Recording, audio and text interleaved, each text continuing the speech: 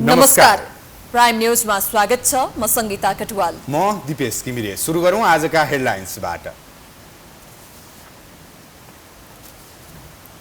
प्रस्तावित प्रधान न्यायाधीश कार्की विरुद्ध उजुरी दिनेको उदण्डता, सुनवाई नै अवरुद्ध, भोलि कार्कीसँग सवाल जवाफ गर्ने समितिको तयारी, पर्सि अनुमोदन। देशभरका सहकारीहरूले हजारौं बचतकर्ताको करोडौं रकम कुम्ल्याएर भाग्ने क्रम रोकिएन। बचतकर्ताहरू मर्नु र बाँच्नुको स्थितिमा कानमा तेल हालेर बस्दै सरकार। नेपालमा अवैध सट्टेबाजी र क्रिप्टो करेन्सीको कारोबार मौलाउँदै प्रहरीको विशेष अनुसन्धानपछि 64 करोड रुपियाँ भन्दा धेरै चलखेल गर्ने गिरोह नियन्त्रणमा। रुसी क्षेप्यास्त्र प्रहारबाट 11 जना युक्रेनीको मृत्यु। प्रति उत्तरमा दर्जन बढी रुसी भाडाका सैनिक मारिए। नोभावाद भत्किनाले विश्वव्यापी खाद्य सङ्कट निम्तिने खतरा। र नेपाली क्रिकेट टोलीका युवा अलराउन्डर दिपेन्द्र सिंह ऐरी र spinner Sandeep Lamichhane global T20 क्यानाडाका लागि छनौट हुन सफल। प्राइम न्यूज विस्तारमा। प्रधान न्यायाधीश नियुक्तिका लागि संसदीय सुनवाई अन्तिम चरणमा छ। तर प्रस्तावित प्रधान न्यायाधीशको सुनवाई गर्न बनेको संसदीय समिति नै वैधानिक नभएको भन्दै उजुरीकर्ताले विरोध गरेका छन्। समिति सदस्यहरूले भने समितिको वैधानिकतामा कुनै समस्या नरहेको प्रश्न पारेका छन्। उजुरीकर्ताको आरोप निराधार र पूर्वाग्रहपूर्ण रहेको उनीहरूको भनाइ छ। प्रधान न्यायाधीश नियुक्तिका लागि संवैधानिक परिषदले सिफारिस गर्ने अनि संसदीय सुनवाई समितिले अनुमोदन गर्ने प्रचलन छ। परिषदबाट नाम आएपछि समितिले उक्त व्यक्तिमाथि उजुरी आह्वान गर्छ। उजुरी आएपछि समितिले नै छानबिन गर्छ। त्यसपछि योग्य वा अयोग्य भन्ने ठहर गर्छ। यो सामान्य प्रक्रिया बुझेर उजुरी हालेका उजुरीकर्ताले समितिको निर्णय मान्नुको विकल्प छैन। तर यसपटक प्रधान न्यायाधीशका लागि सिफारिस भएका हरिकृष्ण कार्की विरुद्ध उजुरी हालेकाहरू नियत बस्नै जसरी पनि कार्कीलाई रोक्ने रणनीतिमा देखिएका छन्। समितिलाई विश्वास गर्नुको साटो छलफलमा सहभागी हुने नाममा झडपको स्थिति सिर्जना गरेर नाटक देखाएका छन् उनीहरूले। समितिले सम्बन्धित व्यक्तिको कार्यक्षमता र विगतको पृष्ठभूमि कस्तो छ भनेर सत्य तथ्य पत्ता लगाउनका लागि उजुरी आह्वान गर्ने गर्दछ। तर यसपटकका उजुरीकर्ताहरूले कार्यक्षमता र अनियमितता जस्ता विषय उठाउनुको सट्टा राजनैतिक प्रकृतिका आरोप लगाएका छन्।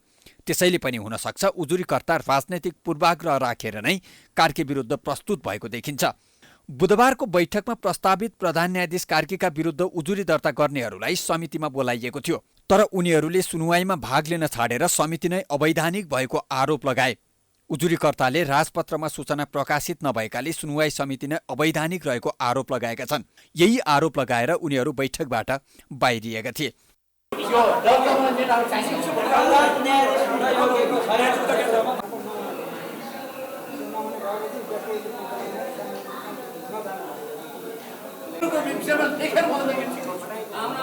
समिति सदस्यहरूले भने संसदीय समितिको वैधानिकतामा प्रश्न उठाउनमा कुनै तुक नरहेको बताएका छन्। उजुरीकर्ताहरूले अनावश्यक रूपमा प्रक्रिया लम्ब्याउने हेतुले यस्तो आरोप लगाएको उनीहरूको भनाइ छ। साथै उनीहरूले उजुरीकर्ताले पूर्वाग्रह राखेर त्यस्तो आरोप लगाएको बताएका छन्।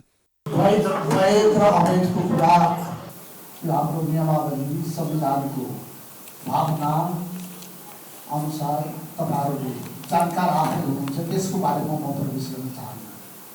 हामी जननिर्वाचित भएर आएको संसद छ, प्रतिनिधि सभा छ, राष्ट्रिय सभा छ। यसलाई पनि यो हो कि होइन भनेर कसैले प्रश्न गर्यो भने त्यसको जवाफ दिनुपर्छ जस्तो मलाई लाग्दैन। समिति सदस्य तथा नेकपा एमालेका सचेतक महेश बर्तौलाले पनि समितिको वैधानिकतामाथि प्रश्न उठाउन मिल्ने ठाउँ नरहेको प्रश्न पारेका छन्। यसमा यति भन्न चाहिँ के छ कि तपाईँले छिटो प्रकाशन गर्न पर्थ्यो, ढिलो गर्नुभयो भन्ने प्रश्न मिल्छ, त्यो जायज छ। तर तपाईँले राजपत्रमा प्रकाशित नगरेकै कारणले तपाईँहरू अवैध छ, तपाईँले गरेको काम प्रक्रियाहरू अवैध छ भन्ने कुरा चाहिँ यो कुनै पनि एउटा चाहिँ यो कानुनी आँखाबाट यसलाई उपयुक्त भन्न सकिँदैन भन्ने कुरा म आग्रह गर्छु। 65 वर्षे उमेर हदका कारण हरिकृष्ण कार्कीको कार्यकाल साउन 20 गते सकिँदैछ। त्यसैले उनको नियुक्ति प्रक्रिया लम्बिँदा काम गर्ने अवधि अझ थोरै हुनेछ। त्यसैले पनि उनी विरुद्ध धेरै उजुरी परेको र प्रक्रिया लम्ब्याउने प्रयास भएको कतिपयको बुझाइ छ। यद्यपि बिहिबार हरिकृष्ण कार्कीलाई समितिमा बोलाउने र यही महिनाभित्र अर्थात् 32 गते शुक्रबार उनलाई प्रधान न्यायाधीशमा सिफारिस गर्ने समितिको तयारी छ। माओवादी केन्द्रका अध्यक्ष प्रचण्ड प्रधानमन्त्री बनेको 6 महिना पुग्नै लागेको छ। यो अवधिमा सरकारले नक्कली भुटानी शरणार्थी प्रकरणमा बुझिएकालाई कारबाही प्रक्रिया थाल्नु, नीति कार्यक्रम तथा बजेट ल्याउनु बाहेक खासै उपलब्धिमूलक काम गर्न सकेन, जसका कारण प्रमुख प्रतिपक्षी दल नेकपा एमाले मात्र होइन, सत्तारूढ दल नै असन्तुष्ट देखिएका छन्। 2079 साल पुस 11 गते शपथ लिएका प्रचण्डले सेवा प्रवाहलाई तीव्रता दिँदै भ्रष्टाचार निवारण गरेर सुशासन दिने प्रतिबद्धता गरेका थिए। तर यो बीचमा सरकारले नक्कली भुटानी शरणार्थी प्रकरणमा मुछिएकालाई कारबाही प्रक्रिया थाल्नु तथा सरकारको वार्षिक नीति कार्यक्रम तथा बजेट ल्याउनु बाहेक खासै उपलब्धिमूलक काम गर्न सकेन। सरकारले भने खस्कदो अर्थतन्त्रलाई केही मात्रामा भए पनि उकास्ने काम गरेको, वार्षिक नीति तथा कार्यक्रम बजेट ल्याएको तथा प्रधानमन्त्रीले भारत भ्रमण गरेर उपलब्धिमूलक काम गरेको र भ्रष्टाचारीलाई कारबाही गर्ने प्रक्रिया सुरु गरेकाले यो अवधि उपलब्धिपूर्ण भएको बताइरहँदा सत्तारूढ दलका नेता नै सरकारको कामप्रति निराश देखिएका छन्। 6 महिनाको सरकारको प्रगति के गर्यो भन्नुहुन्छ भने यो नियमित गर्नुपर्ने काम बाहेक खास यो सरकारले कुनै खास ठोस काम गर्न सकेको छैन। नियमित मुलुकमा शान्ति सुरक्षाका कुराहरू, नियमित बजेट खर्चका कुराहरू, नियमित गर्नुपर्ने कुरा गर्यो, थप कुरा चाहिँ खास चाहिँ गर्न सकेको जस्तो मलाई लाग्दैन। कमी के भयो, सुधार के गर्नुपर्छ, अनि सुधार गरेन भनेदेखि चाहिँ अनि उसलाई पनि कुन खालको हामीले सबक सिकाउने हो कि सजाय दिने हो त्यो दिनुपर्छ।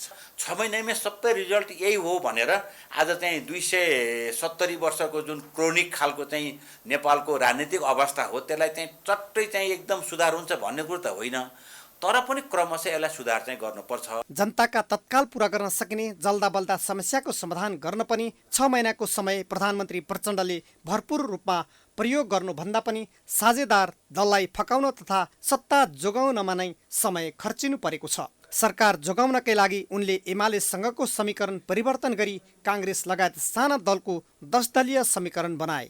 बोलेर मात्रै हुने भए अहिलेसम्म भ्रष्टाचार न्यूनीकरण र सुशासनको अनुभूति भइसक्थ्यो।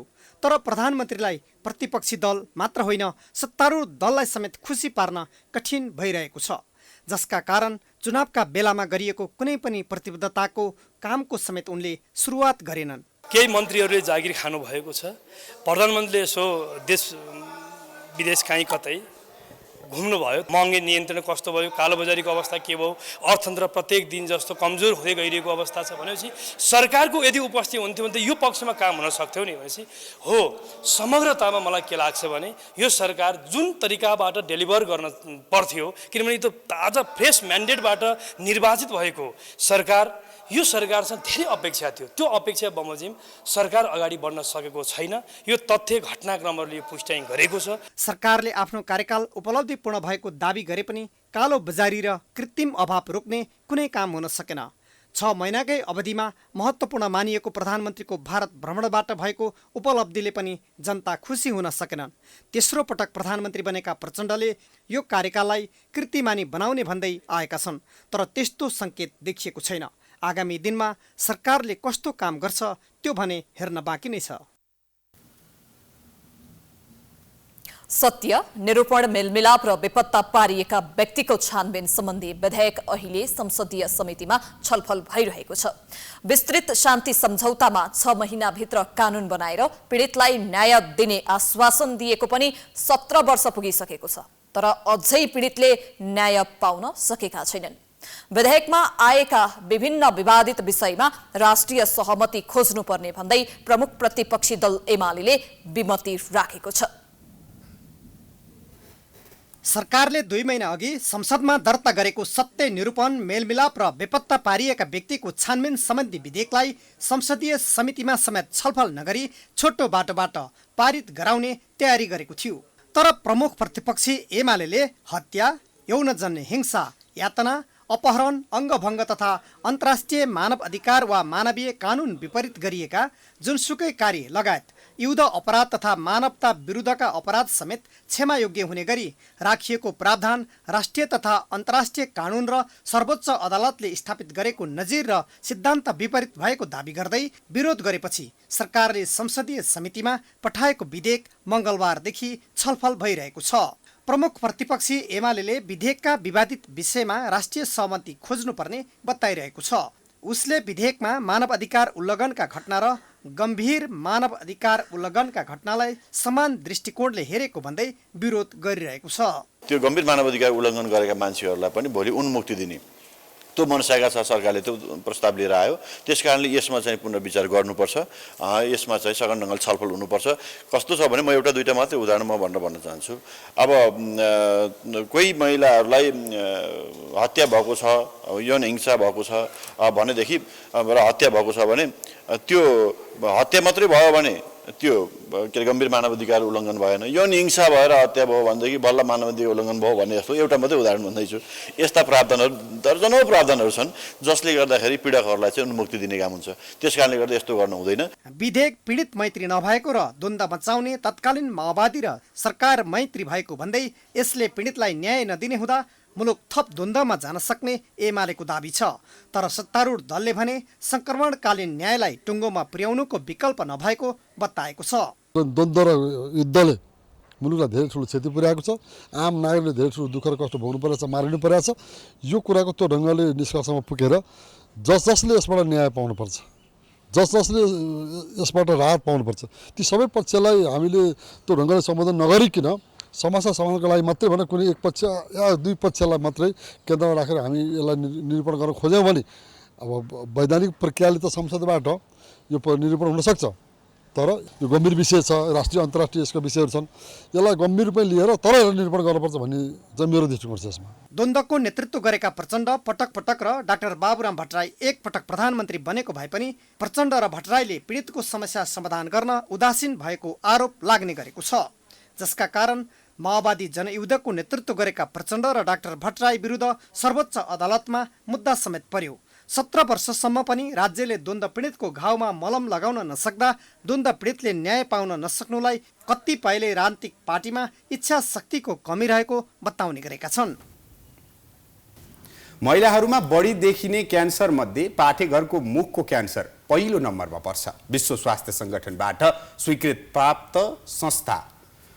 संस्थाका अनुसार नेपालमा प्रत्येक दिन करिब 6 जना महिलाको पाठेघरको मुखको क्यान्सरका कारण मृत्यु हुने गरेको छ। पाठेघरको मुखको क्यान्सरको बारेमा सचेतनाको कमीले गर्दा क्यान्सरको अन्तिम अवस्थामा मात्र अस्पताल पुग्ने महिलाहरू गरेका छन्। महिलाहरूको प्रजनन सम्बन्धी एक प्रमुख अङ्ग हो पाठेघर। पछिल्लो समय अधिकांश महिलाहरूमा पाठेघर सम्बन्धी समस्या विकराल बन्दै गएको छ। तथ्याङ्क अनुसार प्रत्येक दिन 6 जना र वार्षिक रूपमा 2000 भन्दा बढी महिलाको पाठेघरको क्यान्सरका कारण मृत्यु हुने गरेको छ। यसको प्रमुख कारण क्यान्सरका धेरैजसो केस ढिलो पत्ता लाग्ने र लगभग अन्तिम चरणमा उपचारमा जाने गलत अभ्यास भएकोले अनावश्यक रूपमा बिरामीलाई पीडा र परिवारमा आर्थिक भार हुने गरेको छ अनि मृत्युको प्रमुख कारण पनि। यदि समयमै उपचार गर्ने हो भने धेरैजसो पाठेघरको मुखको क्यान्सर ठिक हुने चिकित्सक बताउँछन्। खोप चाहिँ अब पाठेघरको मुख्य क्यान्सर हुने कारण चाहिँ भाइरसले गर्दा हो। जसरी कोरोना भाइरसले गर्दा हुन्छ, हामी सबैले बुझेको कोरोना नलागोस् भनेर भ्याक्सिन लगाइन्छ।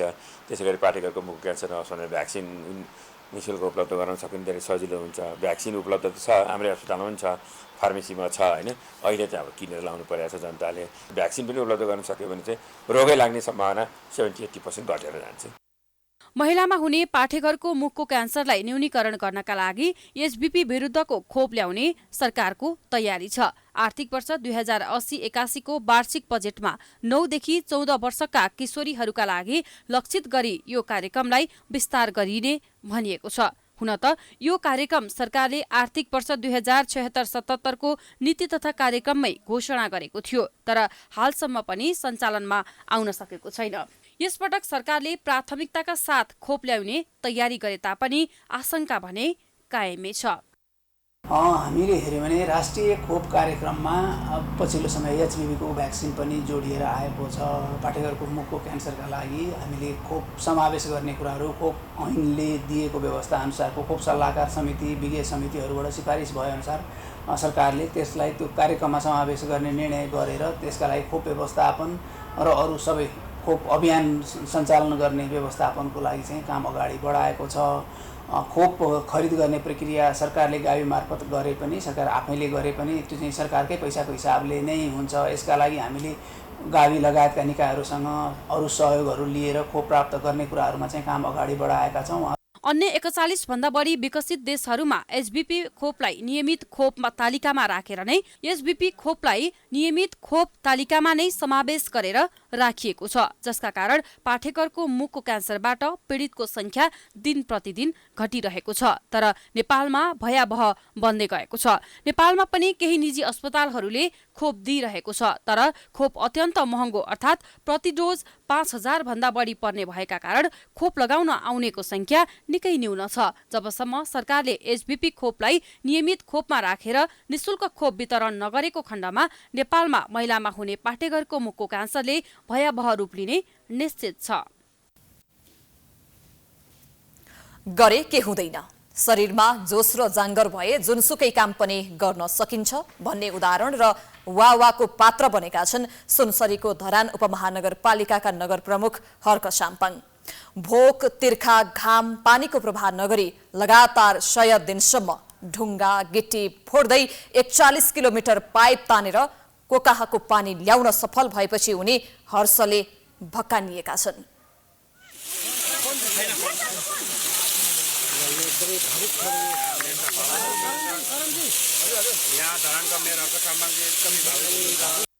यी हुन् सुनसरीको धरान उपमहानगरपालिकाका नगर प्रमुख हर्क साम्पाङ। 41 किलोमिटर परदेखि पाइप तानेर कोका खोलाको पानी धरानमा ल्याएपछि साम्पाङले आफ्ना हर्षका आँसु रोक्नै सकेनन्। आफ्नो श्रमदान अभियानको 98औं दिनमा जब पानी आयो तब भावुक बनेका मेयर साम्पाङ आँसु झार्दै केही बेर बोल्नै सकेनन्। पानी कुरेका धरानवासी पनि हर्षित हुँदै कोही रोए, हल्ला गरे त कोहीले साम्पाङको सफलताको प्रशंसा गर्दै नारा लगाए। नगर प्रमुख साम्पाङ कोकाहाको पानी नजारी घर नै नजाने भन्दै 2 दिनदेखि धरान उपमहानगरपालिका 20 स्थित पकुवा नजिकै बसिरहेका थिए। आउँदैछ सुसु भाइ हजुर, जङ्गल सफारी यो खालको छ। कोकाको पानी धरान 17 को डाँडा घोपा छेउमा आइपुगेको अवस्था। आफू नगर प्रमुखमा निर्वाचित भइसकेपछि साम्पाङ लगातार श्रमदानमा होमिएका थिए। आफ्नो पदको कुनै घमण्ड नगरी निरन्तर रूपमा भिरमा पाइप तान्नेदेखि ढुङ्गा बोक्नेसम्म काम गरिरहे। चर्को खडेरीले धरानमा खानेपानीको अभाव भएपछि राई कोकाहाबाट जसरी भए पनि पानी ल्याउने भन्दै जुटेका थिए। उनले त्यहाँको पानी नल्याई धरान नै नफर्किने बाचा समेत गरेका थिए। सोमबार उनको योजनाले मूर्त रूप लिएपछि स्थानीयले उनीसँग खुसी साटेका छन्। एकदम खुसी छौँ है। एकदम यो एउटा इतिहास लेखिन्छ क्या। यो कोकाको पानी धरानमा जारी होइन त, व्यक्त गर्नु नसक्नेमा चाहिँ एकदमै खुसीको एउटा सीमा हुन्छ नि, त्यो पनि एउटा पार गरेर एकदम व्यक्त गर्नु पनि एकदम विभोर भएको। किन भन्दा धरानमा कोकाको पानी झर्नु भनेको पवित्र जल, निर्मल जल झारेको छ होइन। त्यस कारण अब त्यो अरू कुरा भन्ने कुरा छ है। एकदमै तपाईँ धेरै भावुक हुनुभयो। एकदम उचित व्यवस्थापन र स्रोत अभावमा धरानका नागरिकले वर्षौंदेखि खानेपानी समस्या झेल्दै आएका छन्। गत स्थानीय तह निर्वाचनमा धरानको खानेपानी समस्यालाई आफ्नो मूल एजेन्डा बनाएर प्रतिस्पर्धामा उत्रिएका हर्कले निर्वाचित भएसँगै खानेपानीको अभाव पूरा गर्न तत्कालीन र दीर्घकालीन योजनाका साथ अगाडि बढेका थिए। यहाँहरू सबैजनालाई म धेरै धन्यवाद दिन चाहन्छु। कोका खोलाको पानी धरानमा हामीले सफलतापूर्वक ल्याइसकेका छौँ र यसमा तपाईँहरूको साथ सहयोग अत्यन्तै धेरै महत्त्वपूर्ण थियो। हामीलाई आर्थिक सहयोग गर्नुहुने सबैजनालाई हार्दिक नमन गर्न चाहन्छु, हार्दिक धन्यवाद दिन चाहन्छु। तपाईँहरू हुनुहुन्छ र यो देश छ, तपाईँहरू हुनुहुन्छ र यो परिवेश। त्यसो त देशभर 753 स्थानीय तह छन्, तर धरानका नगर प्रमुख हर्कको काम गर्ने शैली पृथक छ। उनी पदको घमण्ड नगरी आफै मजदुर र कामदार बनेर मैदानमा उत्रिन्छन्। तर यही बीचमा उनी कानुनी उल्झनमा परेका छन्। अध्यक्ष बिन रहेको धरान खानेपानी बोर्डको सदस्य मात्र रहेका साम्पाङले नियम विपरीत अध्यक्ष सरह काम गर्दै आएको भन्दै दायर रिटमा उच्च अदालत विराटनगरले अल्पकालीन अन्तरिम आदेश जारी गरेको छ। अदालतका न्यायाधीश मुरारी बाबु श्रेष्ठको इजलासले दुवै पक्षलाई छलफलका लागि जेठ 32 गते बोलाएको छ। स्वास्थ्य तथा जनसङ्ख्या मन्त्री मोहन बहादुर बस्नेतले विपन्न र असहाय बिरामीका लागि निशुल्क उपचारको नीतिलाई प्रभावकारी रूपमा कार्यान्वयन गर्ने बताएका छन्। बुधबार सिंहदरबारमा बसेको संसदको शिक्षा, स्वास्थ्य तथा सूचना प्रविधि समितिको सबै अस्पतालमा 10% विपन्न र असहाय बिरामीका लागि निशुल्क उपचारको नीतिलाई स्थानीय तहले सिफारिसका आधारमा प्रभावकारी रूपमा कार्यान्वयन गर्ने बताएका हुन्। उनले पैसा नभएर उपचार नपाई अकालमा मृत्युवरण गर्नुपर्ने अवस्थामा कोही नागरिकलाई पनि पुग्न नदिन सरकार प्रतिबद्ध रहेको बताए। यो निर्वाचित जनप्रतिनिधिको सबभन्दा तल्लो गरिबीको पहिचान गर्ने र अब त्यो राम्रोसँग चाहिँ त्यो चिन्ने जान्ने हैसियत राख्ने भनेको वडा नै हो। वडा कार्यालयको सिफारिस र त्यो विपन्नताको कार्ड बोकेको मान्छेहरूलाई चाहिँ यो चाहिँ गरिब हो भन्ने मान्यता दिएर तपाईँले उपचार गरिदिनुहोस् हामीले भन्यौँ र त्यसमा मन्त्रालयले समन्वय गर्छ भनेर भनिसकेपछि अहिले त्यो काम सुरु भइरहेको छ। त्यस्तै उनले सरकारी अस्पतालमा टिकटका लागि लामो लाइन बस्नुपर्ने अवस्थालाई कम गर्न अनलाइन टिकटको व्यवस्था गर्ने र टिकट वितरणको काउन्टरको संख्या बढाउने कामको सुरुवात नै भइसकेको बताएका छन्। त्यस्तै मन्त्री बस्नेतले विभिन्न अस्पतालमा उपयोगीविहीन उपकरणलाई आवश्यकताका आधारमा अन्य अस्पतालमा वितरण गराइएको जानकारी दिए। बैठकमा समिति सदस्यहरूले नागरिकले सहज स्वास्थ्य सेवा पाउनुपर्ने, स्वास्थ्य बीमा कार्यक्रम प्रभावकारी कार्यान्वयन गर्नुपर्ने लगायतका विषयमा सरकार गम्भीर हुनुपर्ने बताएका थिए।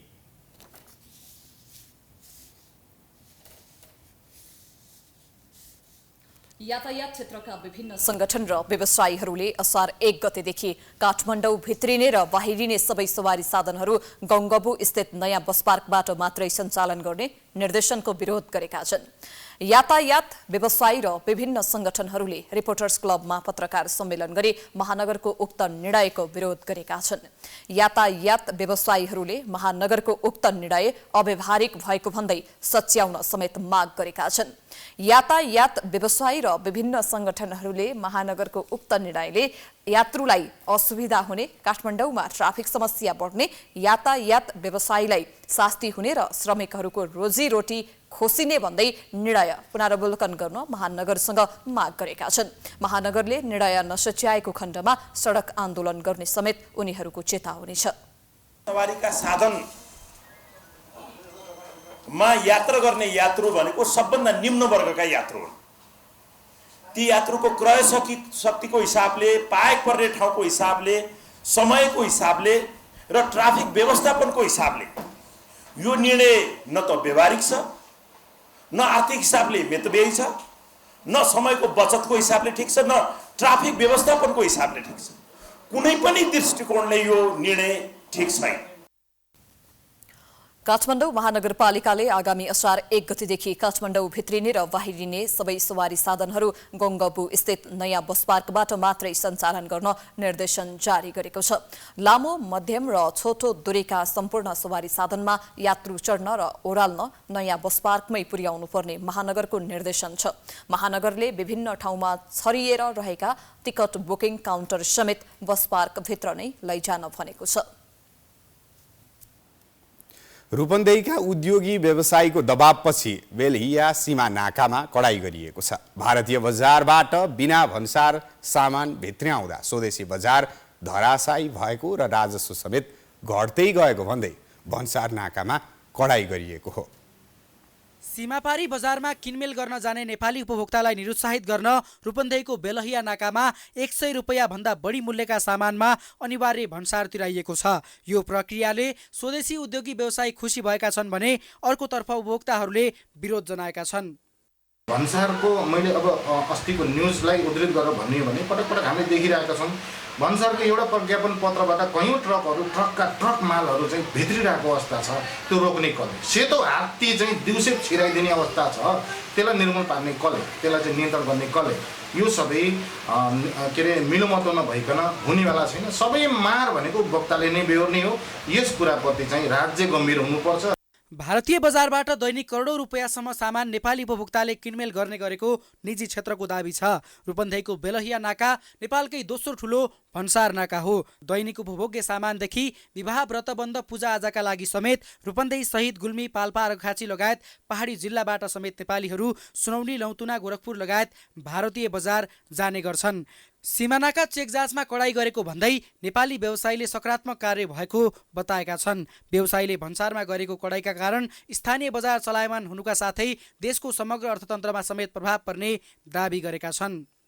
बिना भन्सारका सामानहरू आयात भएर हाम्रो चाहिँ कारोबार जसले हामीले चाहिँ भन्सार गरेर लिएर आउँछौँ त्यो सामानहरूसँग हामीले चाहिँ कम्पिटिसन गर्न सकेनौँ र खुल्ला बोर्डरको कारणले हाम्रो स्थानीय बजार चाहिँ सुक्दै गयो भनेर जुन हामीले चाहिँ यो वर्षौँदेखि उठाउँदै आइरहेका थियौँ त्यो चाहिँ अहिले चाहिँ लागू गरिएको छ र यसलाई चाहिँ यो लागू गरेकोलाई निरन्तरता दिन पनि आग्रह गर्न चाहन्छु म। नेपालमा 100 रुपैयाँ भन्दा बढी मूल्यका कुनै पनि सामान आयात गर्दा अनिवार्य महसुल तिर्नुपर्ने कानुनी प्रावधान छ। तर व्यवहारिक पक्ष भन्दै यसअघि यो नियम कडाइका साथ कार्यान्वयन भएको थिएन। भन्सार नतिरी सामान भित्रिन नदिन रूपन्देहीको भैरवा भन्सार कार्यालय बेलहिया नाकामा प्रहरी र भन्सारमा कार्यरत कर्मचारीलाई कडाइका साथ खटाइएको छ। भारतीय बजारबाट खुल्लेआम सामान नेपाल भित्रिँदा सरकारलाई राजस्व र नेपाली व्यवसायको कारोबारमा समेत प्रभाव परेको भन्दै नेपाली व्यवसायीले निरन्तर आन्दोलन गर्दै आएका थिए। खुल्ला सीमा व्यवस्थित नहुनाले राज्यको अर्थतन्त्र खस्केको र नेपालका उद्योगी व्यवसायी मारमा परेको व्यवसायीको भनाइ छ। उता भन्सार कार्यालयले 100 रुपैयाँ भन्दा बढीको सामान भारतबाट नेपालमा ल्याउँदा भन्सार गर्नुपर्ने व्यवस्था अनुसार नै सीमा नाकामा कडाई गरिएको जनाएको छ। भारत गएर 100 रुपैयाँभन्दा बढीको सामान खरिद गरेर ल्याउँदाखेरि भन्सार तिर्नुपर्छ भन्ने व्यवस्था भएको छ र यहाँ कडाई गरिएको त्यो चाहिँ यहाँ हामीले कडाइको साथ लागू गरेर अहिले त्यसलाई इम्प्लिमेन्ट गरेका छौँ। त्यसको प्रतिफल पनि आएको छ। अहिले चाहिँ मुख्य नाकामा कडाई गरे पनि अन्य नाका तथा खुल्ला स्थानबाट हुने तस्करी नियन्त्रणमा भने भन्सारले ध्यान नदिएको स्थानीयको भनाइ छ। उपभोक्ताको हितलाई समेत ध्यान दिई तस्करी नियन्त्रणमा पनि सरकारले ध्यान दिन जरुरी छ। प्राइम एचडीका लागि रूपन्देहीबाट रविन्द्र गुप्ताको रिपोर्ट। साताको चौथो दिन नेप्से परिसूचक दोहोरो अङ्कले बढेको छ। आज शेयर बजारको वृद्धिसँगै बुधबार कारोबार रकममा पनि वृद्धि भएसँगै आज पनि वृद्धि भएको छ। आज नेप्से परिसूचक 16.42 अङ्कले बढेर 2037.6 अङ्क कायम भएको छ। 275वटा कम्पनीको 1,65,61,440 किता शेयरको खरिद बिक्री हुँदा 5,01,78,07,682 रुपैयाँको कारोबार भएको छ।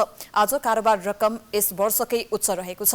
आज विकास बैंक, वित्त, होटल तथा पर्यटन, लगानी, निर्जीवन बीमा र व्यापार समूहको उपसूचक घटेको छ भने बाँकी सबै समूहको उपसूचक बढेको छ। यस साता नेप्सेमा हरियाली छाएको छ। साताको पहिलो दिन 40 अङ्कले नेप्से वृद्धि हुँदै 3 अर्ब बढी, सोमबार 6 अङ्कले बढेर 2 अर्ब बढी र मङ्गलबार 34 अङ्कले बढेर 4 अर्ब बढीको कारोबार भएको थियो।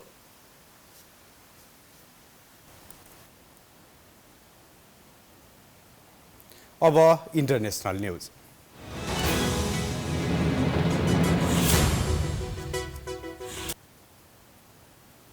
रुस र युक्रेन बीचको युद्ध चरम उत्कर्षमा पुगेको छ। विगत 24 घण्टामा दुवै तर्फका सेनाले एक अर्कामा घातक हवाई आक्रमण गरिरहेका छन्।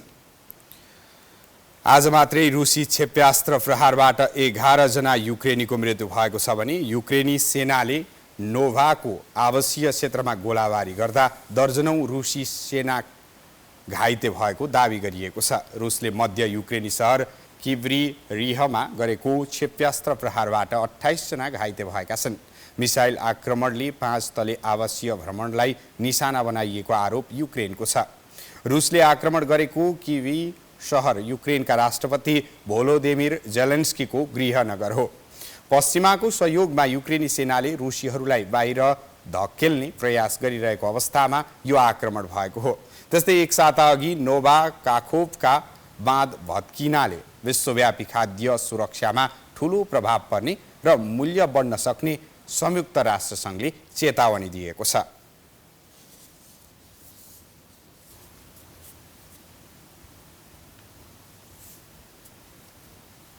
अब स्पोर्ट्स न्यूज।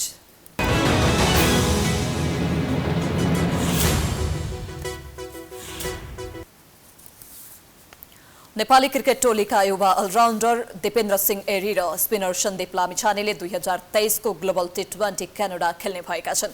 मंगलबार राति दिपेन्द्रलाई मोन्ट्रियल टाइगर्सले ड्राफ्टमा किनेको हो। दिपेन्द्र पहिलो पटक आफ्नो करियरमा विदेशी लेग खेल्न थालेका हुन्। दिपेन्द्रले टी20 क्रिकेटमा लगातार उत्कृष्ट प्रदर्शन गर्दै आएका छन्। नेपालबाट टी20 आईमा 1000 रन पूरा गर्ने पहिलो खेलाडी हुन्। दिपेन्द्रले 44 टी20 आई खेलमा 1 शतक र 5 अर्धशतक सहित 1103 रन बनाएका छन्।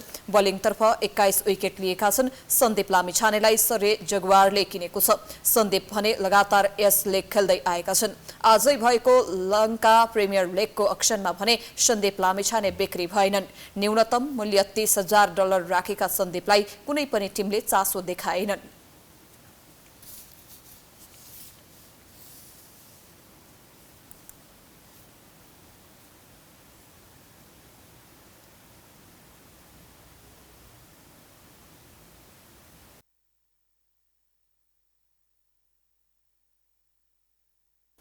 सुनौलो भविष्यको आशमा सहकारीमा बचत गर्दा बचत फिर्ता नपाएकादेखि नागरिक हुँदाहुँदै नागरिकताको पहुँचमा नरहेका सर्वसाधारणसम्म माइतीघर मण्डलामा धर्नारत छन्। जनताका लागि यति धेरै न्यायिक निकाय हुँदा समेत सडकमा गुन्जिरहेको उनीहरूको पीडा सरकार देखेको नदेखे झैं गरिरहेको छ। हामी विकासका कुरा गर्छौं, समृद्धिका कुरा गर्छौं, न्यायिक समाजको परिकल्पना गर्छौं, तर अभिगत हेर्नुहोस् न्यायको खोजीमा भौतारिरहेका नागरिकहरू, पीडितहरू। यसबाट हामीले के बुझ्ने? यो सरकारमा, यो देशमा न्याय छ, जनता खुसी छन्, जनताले आफ्नो अधिकार पाएका छन्? यो प्रश्न सरकारलाई। सरकार त नमर्द सरकारले चाहिँ गर्दै गर्दैन भने त हामीलाई थाहा छ। त्यही पनि आफ्नो आफन्तले त यस्तो नगर तेरोलाई हामी छुनी भनेर अलिकति पनि हामीलाई सहानुभूति पनि न सरकारले न आफ्नो आफन्तले दिएको छ। यी महिला जस्तै समस्या लिएर विगत 13 दिनदेखि माइती घरको चिसो सडकमा सयौंको संख्यामा पीडितहरूले रात दिन एक गरिरहेका छन्। सबैको अपेक्षा एउटै छ, दुःख गरेर सहकारीमा बचत गरेको पैसा फिर्ता होस्। दिनरात गर्मी र वर्षाले शारीरिक तन्दुरुस्ती गुमाइसकेका उनीहरूलाई सरकारले न्याय दिन्छ कि भन्ने आश छ। सब्जी पसल गर्नेदेखि कसैको घरमा काम गरेर बडो दुःखका साथ जोगाएको पैसा सहकारीले चुर्लुम्म पारेको छ। मैले अहिलेसम्म मेरो नानीको फी तिर्न सकेको छैन, घर भाडा तिर्न सकेको छैन। मैले एउटाको घरमा जुठो भाडा माझेर ओरेर मैले खानालाईसम्म मैले पुर्याउन सकेको छैन। मैले एउटा बच्चालाई कसरी फी तिर्ने, अर्काको घर भाडा कसरी तिर्ने, मैले एउटा केही हुन्छ कि भनेर राखेको हो। हामी काली चौकी गयौँ होइन, चौकीबाट यहाँ सरकारी विवादमा पठाउनु भयो होइन, त्यहाँबाट हेटौँडा जानु भन्नुभयो। हेटौँडा गएपछि कहिले आउँछ हाम्रो केस भनेर सोद्धाखेरि उहाँले भन्नुभयो उहाँको नागरिकताको फोटोकपी चाहिन्छ भन्नुभयो होइन। अनि यत्तिकै केस यत्तिकै भयो, हाम्रो केही कामै बनेन। 13 दिनदेखि धरनारत उनीहरूको खाने बस्ने ठेगान छैन। घर जाउँ घर बहाल तिर्न सकेको छैन, खानलाई खाद्यान्न छैन। 2 सातादेखि सुक्खा चिउरा डालमोट उनीहरूको आहार बनेको छ। दिनभर गर्मीले गलेका उनीहरू रातमा वर्षालाई छाना बनाइरहेका छन्। भक्का निदै सङ्घर्षपूर्ण रातको अनुभव पीडितहरू यसरी सुनाउँछन्। रातभरि पानीमा बसेँ, यहाँ हिलो लतत जमेको थियो, त्यो हिलोमा म्याटिस लाएर हामी सुत्यौँ। तर लामखुट्टेले यति खायो कि ल यहाँ हेर्नुहोस् खुट्टाभरि डाबरै डाबर छ होइन, यहाँ अनुहारभरि फोकै फोका छ। अझै रातभरि हामी आएर बस्यौँ। त्यस्तै विगत केही वर्ष यता नागरिकताको पहुँचमा नरहेका युवाहरू फेरि माइतीघर मण्डलामा धरनारत छन्। नागरिकता नहुँदा आफ्नो जीवनको ऊर्जाशील समय खेर गएकाले मर्नु बाँच्नुको अवस्था निर्माण भएको उनीहरू बताउँछन्। कि त हामीले न्याय दे कि त हामीले मारिदे, यस्तो कुकुरको जस्तो जीवन हामी बाँच्न अब सक्दैनौँ। 8 वर्षदेखि निरन्तर लडिरहेको प्रयासमा पनि यो सर्वोच्च अदालत पटक पटक रोक लगाउन खोजिरहेको छ। यहाँसम्म कि पूर्व राष्ट्रपति विद्यादेवी भण्डारीले दुई पटक विधेयक प्रमाणीकरण नगरेको अहिले पनि फैसला आएको छैन। तर यो सुरेन्द्र भण्डारीले एक दिनमै एक दिनमै रिट हाल्दाखेरि फैसला हुन्छ। यो कहाँसम्मको न्याय सङ्गत हो? दिनमा प्रचण्ड गर्मी छ, रातमा वर्षा, न बस्ने ठेगान छ न खानेकुराको नै ठेगान छ। यसरी यी पीडितहरू कहिलेसम्म सडकमा सुत्ने, कहिलेसम्म सडकमा बस्ने सरकार यिनीहरूलाई न्याय दिने कि सडकमै बसाल्ने, सडकमै जीवन बिताउन बाध्य बनाउने, यस प्रश्नको सरकारले जबरजस्त जवाफ दिन सकोस्। क्यामेरामा दिनेश सार्कीका साथमा सुष्मन विश्वकर्मा, प्राइम टेलिभिजन, काठमाडौँ।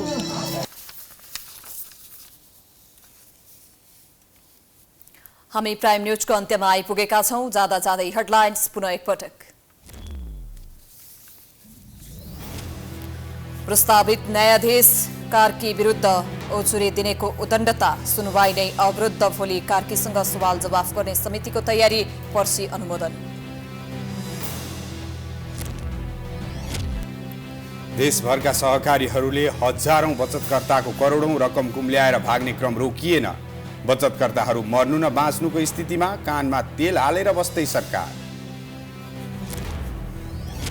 नेपालमा अवैध सट्टेबाजी र क्रिप्टो करेन्सीको कारोबार मौलाउँदै प्रहरीको विशेष अनुसन्धानपछि 64 करोड रुपैयाँ भन्दा धेरै चलखेल गर्ने गिरोह नियन्त्रणमा। रुसी क्षेप्यास्त्र प्रहारबाट 11 जना युक्रेनीको मृत्यु। प्रत्युत्तरमा दर्जन बढी रुसी भाडाका सैनिक मारिए। नोभा बाँध भत्किनाले विश्वव्यापी खाद्य सङ्कट निम्तिने खतरा। र नेपाली क्रिकेट टोलीका युवा अलराउन्डर दिपेन्द्र सिंह एरी र spinner Sandeep Lamichhane global T20 क्यानाडाका लागि छनौट हुन सफल।